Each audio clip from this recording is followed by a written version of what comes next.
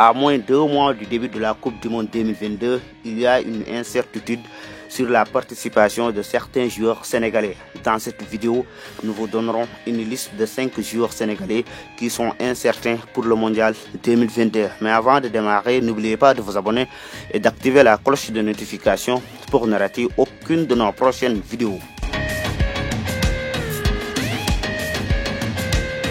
Nous démarrons par le capitaine de l'équipe nationale du Sénégal, Kalidou Koulibaly. Le défenseur de Chelsea s'est blessé au genou depuis le mercredi dernier, a annoncé son entraîneur Graham Potter. Titulaire face à Brentford la semaine dernière, Kalidou Koulibaly a eu une gêne lors de cette rencontre, ce qui a provoqué son absence lors du match nul entre Chelsea et Manchester United.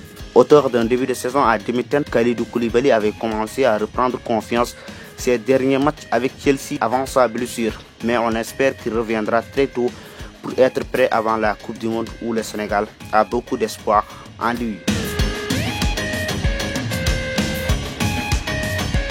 Un autre défenseur sénégalais qui est incertain pour le mondial, c'est Moussa Niakhaté. Le défenseur de 26 ans, blessé depuis presque 2 mois, n'a toujours pas repris les entraînements. Les inquiétudes s'agrandissent de jour en jour depuis la déclaration de son entraîneur à Nottingham Forest. Steve Cooper a déclaré que Moussa Niakhaté poursuit sa récupération, mais est très loin d'être de retour sur les pelouses de la Première Ligue.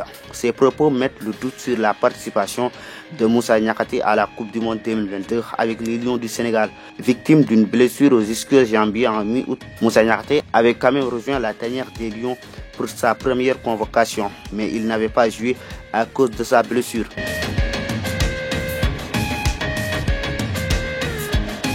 Youssouf Sabaly lui aussi risque de manquer le mondial au Qatar à cause d'une blessure. Titulaire face à l'Atlético Madrid ce dimanche, Sabaly a dû céder sa place à quelques minutes de la fin du match. À la fin de cette rencontre, Manuel Pellegrini, le coach du Betis Séville, a annoncé que Sabaly avait une gêne, mais cela s'est aggravé dans ce choc du championnat d'Espagne. Depuis quelques années, Sabaly contracte beaucoup de blessures, ce qui lui avait même privé de la CAN au Cameroun. L'arrière droit de 29 ans avait manqué les derniers matchs du Sénégal pour cause de blessures, mais à chaque fois qu'il est présent, il répond sur le terrain. Bouna Sarr est opéré et est forfait pour la Coupe du Monde. Perdre Youssouf Sabaly serait inquiétant pour le Sénégal, mais également pour Aliou Cissé.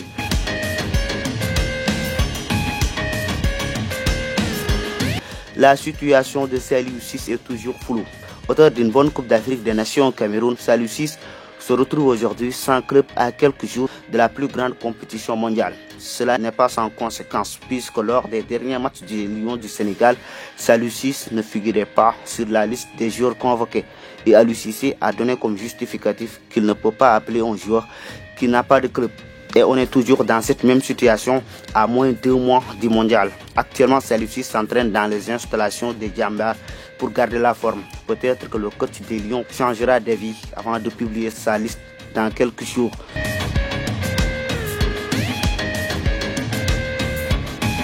On termine avec le cas Keita Baldé Diao. L'attaquant des Lions est suspendu par l'agence antidopage italienne jusqu'au 5 décembre 2022 pour avoir raté un contrôle, ce qui avait causé son absence lors des matchs du Sénégal face à l'Iran et face à la Bolivie.